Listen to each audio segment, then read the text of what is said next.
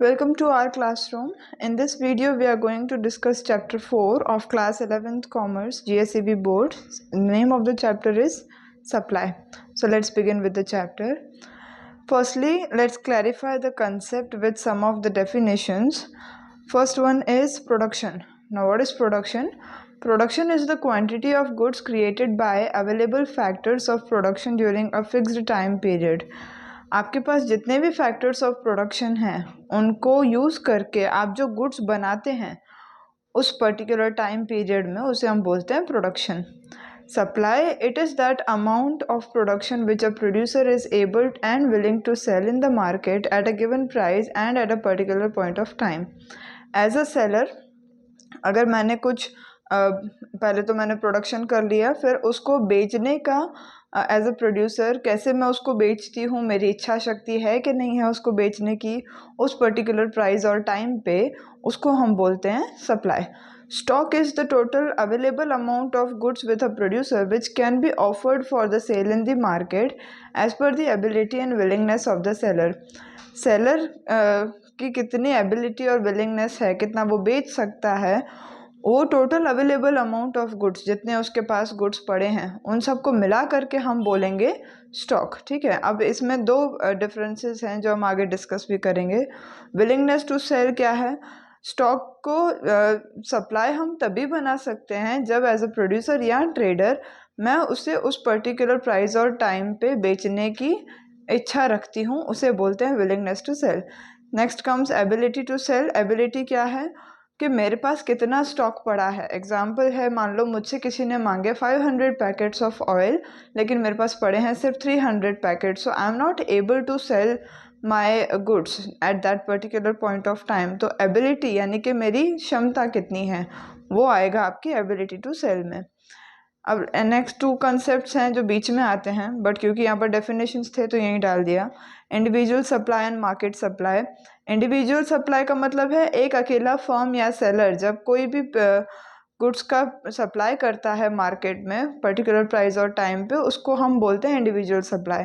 ये एक ही individual firm या सेलर की होती है.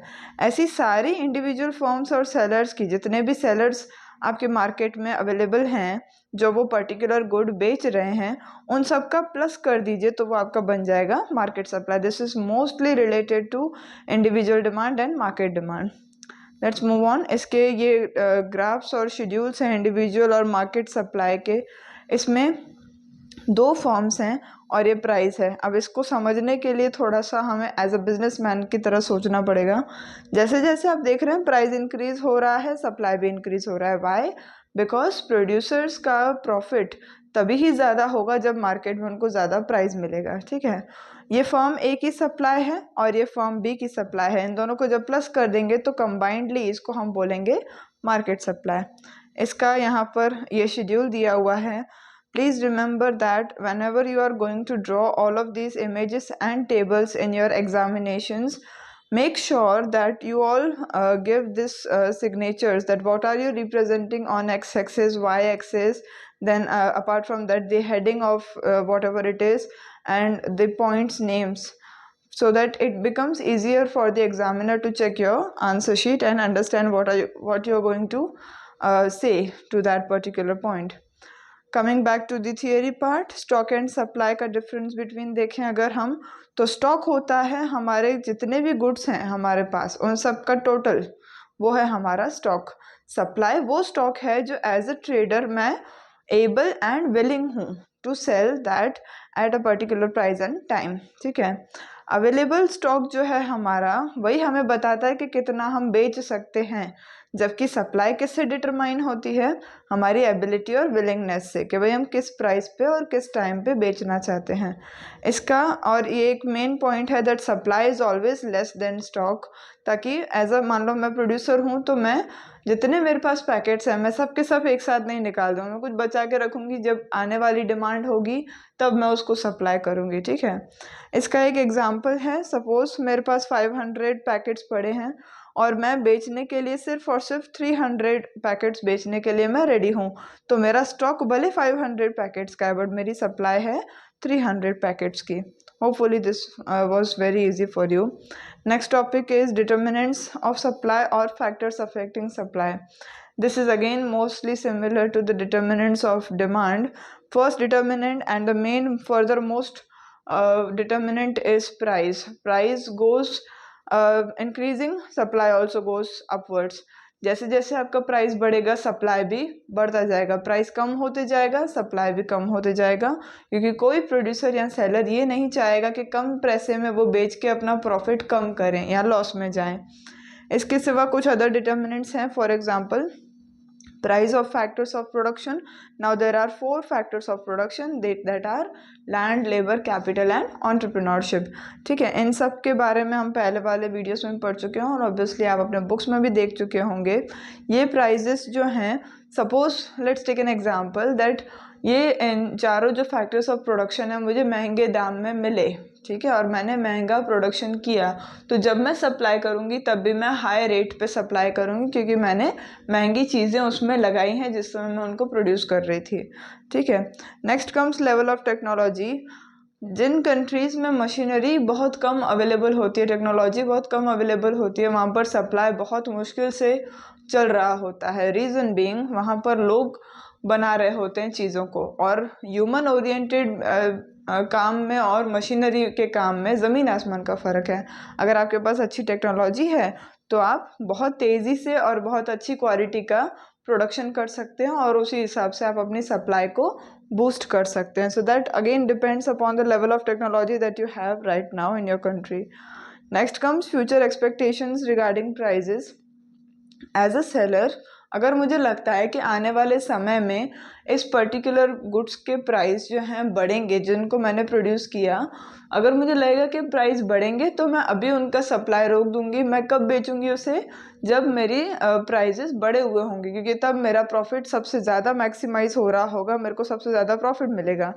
वाइस वर्सा, अगर मुझे लगेगा कि फ्यूचर में इसके प्राइजेस कम होने वाले हैं तो मैं इसका सप्लाई अभी बढ़ा दूंगी, क्योंकि मुझे लगेगा कि मैं अभी प्रॉफिट अर्न कर सकती हूँ, बाद में का कोई भरोसा नहीं है। इसके सिवा कुछ और अदर फैक्टर्स हैं। एग्जांपल है नंबर ऑफ फॉर्म्स। आपके जो मार्केट है उसमें कितना कंपटीशन है, सप्लाई उस पर डिपेंड करता है। अगर ज़्यादा फॉर्म्स होंगी ज़्यादा सप्लाई होगा, कम फॉर्म्स होंगी कम सप्लाई होगा। पॉलिटिकल स्टेबिलिटी, आपके आसपास जो भी गवर्नमेंट्स हैं, लॉ एंड ऑर्डर मैकेनिज़म्स हैं, लीगल सिस्टम है। नेचुरल कंडीशंस में आ जाता है आपका जो earthquake, flood and all of that. Industrial relations आपके एक दूसरे के साथ कैसे हैं, दूसरी इंडस्ट्रीज़ के साथ, इन सब पे आपकी सप्लाई बहुत हाईली डिपेंड करती है। Coming back to the next point, supply function. ये डिमांड फंक्शन भी था इसी में। सप्लाई फंक्शन एक वो मैथमेटिकल चीज़ है, फंक्शन है, जो हमें बताता है कि किसी गुड्स के सप्लाई में और उसके डिटर्मिनेंट्स के बीच में क्या रिलेशनशिप है। इसका फॉर्मूला है SX, that means supply of X commodity. F का मीनिंग है functional notation. PX is price of X commodity, T is level of technology, PF is factor prices, PE is expectations regarding future prices, and U are all the other factors, for example government and natural conditions and all of that. So this you need to just remember, और अगर trick अगर बताएं तो ये और determinants दोनों एक जैसे हैं, या तो इसको याद कर लो या डिटर्मिनेंट्स को याद कर लो, कोई एक कर लोगे दोनों हो जाएंगे। Law of supply just as law of demand. बाकी के सारे फैक्टर्स जो सप्लाई को अफेक्ट करते हैं, अदर फैक्टर्स, सपोज कर लीजिए कि वो सब कांस्टेंट हैं। जैसे प्राइस इंक्रीज होगा सप्लाई एक्सपांड होगा, यानी कि बढ़ेगा, और जैसे प्राइस डिक्रीज होगा सप्लाई भी कॉन्ट्रैक्ट हो जाएगा, यानी कि घट जाएगा। इन दोनों के बीच में पॉजिटिव रिलेशनशिप है, प्राइस और डिमांड के बीच में नेगेटिव रिलेशनशिप था, प्राइस और सप्लाई के बीच में पॉजिटिव रिलेशनशिप है। साथ साथ में उसका भी रिवीजन हो जाएगा। इसके कुछ अजम्पशंस हैं, जितने भी आपके वो फैक्टर्स थे वो सब देख लो कि सब के सब कांस्टेंट होंगे। Example, prices of factors of production constant है, कोई चेंज नहीं है टेक्नोलॉजी के अंदर। कंपटीशन सेम है, इसका मीनिंग जितने पहले सप्लायर्स थे मार्केट में उतने ही आज भी सप्लायर्स हैं, ठीक है, वो बात सेम रहनी चाहिए, ठीक है, तभी ये लॉ ऑफ सप्लाई आपका काम करेगा। जो फ्यूचर प्राइजेस के एक्सपेक्टेशंस हैं उन्हें अभी कोई ध्यान नहीं दे रहा, उनको इग्नोर किया जा रहा है। और लास्टली गवर्नमेंट पॉलिसी, ट्रांसपोर्ट और बाकी के नेचुरल फैक्टर सबके सब सही चल रहे हैं। रिमेन कांस्टेंट यानी जैसे वो पहले थे आज भी वो वैसे के वैसे हैं। हालांकि ये 5 पॉइंट्स रियल लाइफ में होना बहुत मुश्किल है, but if you are studying law of supply तो ये तभी ही पॉसिबल है जब आपका ये सब जो है कांस्टेंट रहेगा, तभी ही। मूविंग ऑन, सप्लाई का एक शेड्यूल और डायग्राम यहाँ पर हमें बनाना भी पड़ेगा आंसर शीट में जब हम बनाएंगे। तो prices of apple in KG पर इन रुपीज़ दिया हुआ है और supply of apple in KG दिया हुआ है। जैसे जैसे ये प्राइस बढ़ेगा आपका सप्लाई भी बढ़ते जाएगा। और उस बात का सिंपल सा ग्राफ बना दीजिए। वाई एक्सिस पे आप दिखाएंगे price in rupees, X axis पे आएगा supply of apples in KG and take the appropriate scale and allocate the points. That's all. Moving on, relationship between price and supply. Price और supply के बीच में positive relationship है, ये हमने अभी अभी देखा था। और ये क्यों है, उसके 2 रीजंस हैं। सबसे पहला रीज़न ये है कि एज अ सेलर मेरा ऑब्जेक्टिव है प्रॉफिट मैक्सिमाइजेशन का, यानी मैं चाहती हूँ मेरा सबसे ज़्यादा प्रॉफिट हो। तो जब प्राइस राइज होती है तब उनको लगता है कि प्रॉफिट बढ़ेगा और इसीलिए सप्लाई हायर प्राइस पे ज़्यादा होती है। जब प्राइस राइज होती है तो जो प्रोड्यूसर्स पहले नहीं बेच रहे थे, है ना, तो अब भी वो उसको बेचने के लिए रेडी हो जाते हैं, क्योंकि पहले लोअर प्राइस था अब हायर प्राइस हो गया तो लोग उनको बेचने के लिए रेडी हो जाते हैं। This were the 2 reasons for the positive relationship between price and supply. अब सपोज कर लो कि आपका प्राइस चेंज हुआ। जब प्राइस चेंज होता है, मान लो प्राइस बढ़ा तो सप्लाई आपका एक्सपांड होगा, और अगर प्राइस कम हुआ तो सप्लाई आपका कॉन्ट्रैक्ट होगा। Again this is similar to expansion and contraction of demand.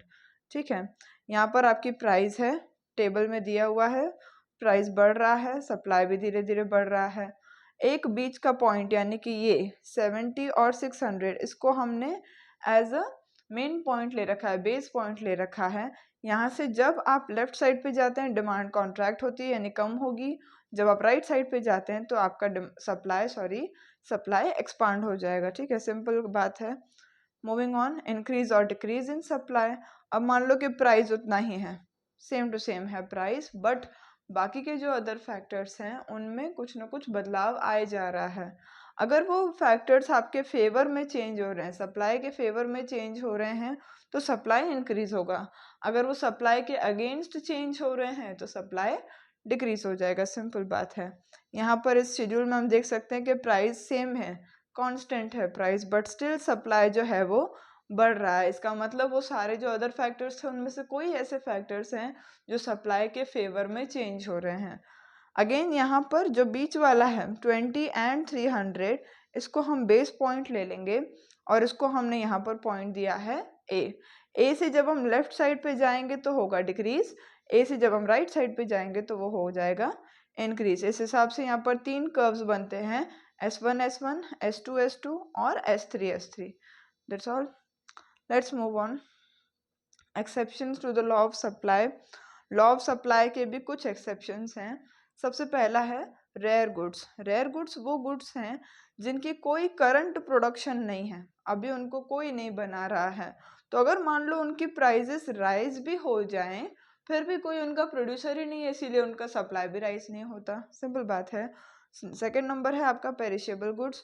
कुछ गुड्स ऐसे हैं जैसे जो भी आपके ईटेबल्स हैं, for example milk, milk products, green vegetables, meat and all of that, fruit flowers, इन सबको आप लॉन्ग टाइम के लिए स्टोर नहीं कर सकते, इसीलिए एज अ प्रोड्यूसर मुझे इनको बहुत जल्दी सप्लाई करना पड़ेगा ताकि बिगड़ने से पहले ही ये बिक जाएं और कंज्यूम भी हो जाएं, वरना सप्लाई रुक जाएगा। बट स्टिल ये जो कंसेप्ट है ये डिबेटेबल है। रीज़न बीइंग, आज हमारे पास इतनी बढ़िया बढ़िया से रेफ्रिजरेटर्स हैं, कूलिंग सिस्टम्स हैं जो इन चीज़ों को प्रिजर्व करके रख सकते हैं, not for very long time but for a considerable time. तो इसलिए ये चीज़ आज इस लॉ ऑफ सप्लाई को चैलेंज ज़रूर कर रही है, पेरिशेबल गुड्स वाली। Moving on, this is the last topic of this chapter, price determination in the market. किसी नॉर्मल इंसान को ये लगता है कि मार्केट में जो प्राइस है आपका वो किसी सेलर ने डिसाइड किया है, बट ऐसा होता नहीं है। प्राइस अकेला सेलर नहीं डिसाइड करता है, प्राइस अकेला कस्टमर भी नहीं डिसाइड करता है। प्राइस डिसाइड होता है उस पर्टिकुलर गुड के डिमांड और सप्लाई से जो दोनों उसको मिल करके डिटरमाइन करते हैं। तो अभी कैसे प्राइस को ढूंढा जाए, इसका एक प्रोसेस है। इसमें प्राइस डिटर्मिनेशन सबसे पहले तो देखो होता क्या है। ये एक प्रोसेस है कि आप कैसे ये प्राइस पता करेंगे, एक स्टेबल प्राइस, कि किस पे आप एक्चुअली उनको खरीदें और उसको बेचें मार्केट में। ठीक है, दूसरे प्राइस पे है, इस प्रोसेस को हम बोलते हैं determination of equilibrium price level. Equilibrium का मीनिंग है ये वो पॉइंट होगा जहां पर सप्लायर भी खुश होगा और सेलर भी खुश होगा और कस्टमर भी खुश होगा, सबके सब खुश होंगे क्योंकि सबका फायदा ही हो रहा होगा, किसी को नुकसान नहीं हो रहा। ये प्राइस हम कैसे डिटरमाइन करते हैं, मार्केट डिमांड और मार्केट सप्लाई से। डिमांड और सप्लाई दोनों मिल करके जहां पर इंटरैक्ट होती हैं वहां पर आप प्राइस को डिटरमाइन कर सकते हैं। अब हमें एक बात पता है कि सप्लाई शेड्यूल और डिमांड शेड्यूल अलग अलग ऑपोजिट डायरेक्शंस में चलते हैं। डिमांड शेड्यूल ऐसे चलता है, सप्लाई शेड्यूल ऐसे चलता है। जहां पर ये दोनों इंटरसेक्ट होते हैं ना, वहां पर आपका आता है इक्विलिब्रियम, यानी कि ये वो पॉइंट है जहां पर इक्विलिब्रियम प्राइस लेवल आता है, जहां सब के सब लोग सेटिस्फाइड होते हैं और सबको ये प्राइस मानना भी पड़ता है। इस प्राइस को as it is perfect competition form में मान लिया जाता है, वहाँ पर कोई भी इसको बदलाव नहीं कर सकता। इनके बारे में अब नेक्स्ट चैप्टर में ज़्यादा पढ़ेंगे, जो चैप्टर 6 है कि परफेक्ट कंपटीशन क्या होता है, मोनोपोलिस्टिक क्या होता है और ओलाइजोपोली क्या होता है। फिलहाल इनको याद कर लेना ही हमारे लिए ठीक है। परफेक्ट कंपटीशन में इस प्राइस को एज इट इज़ लिया जाता है, कोई इसमें बदलाव नहीं कर सकता, जबकि मोनोपोलिस्टिक में और ओलाइजोपोली मार्केट में इस प्राइस को एज अ सिग्नल लिया जाता है, यानी इसके बेस पे वो प्राइस को डिसाइड करते हैं, इसके आसपास होता है। लास्ट पॉइंट है मार्शल साहब के हिसाब से मार्केट डिमांड और मार्केट सप्लाई ये इनविजिबल हैंड्स हैं मार्केट के। they are called the invisible hands of the market and this entire process is invisible। उन्होंने ये कहा है कि ये जो दोनों हैं आपके डिमांड और सप्लाई, ये दोनों इनविजिबल हैंड्स हैं मार्केट के, यानी दिखाई नहीं देते। और ये जो पूरा प्रोसेस है प्राइस डिटर्मिनेशन का, ये भी इनविजिबल है, किसी को दिखता नहीं है, बट समझने की बात है। अब इसको भी एक बार इस ग्राफ के जरिए समझें। अगर हम इमेजिनरी एक शेड्यूल दिया हुआ है डिमांड और सप्लाई का, यहाँ पर ये प्राइस नहीं, ये डिमांड है। Price of commodity first column में दिया हुआ है जो इंक्रीज हो रहा है। डिमांड जो है इंक्रीजिंग प्राइस की वजह से डिमांड डिक्रीज हुए जा रहा है और सप्लाई आपका इंक्रीज हो रहा है। एक ऐसा पॉइंट है जहां पर ये दोनों के दोनों सेम है, यानी दोनों 600 हैं।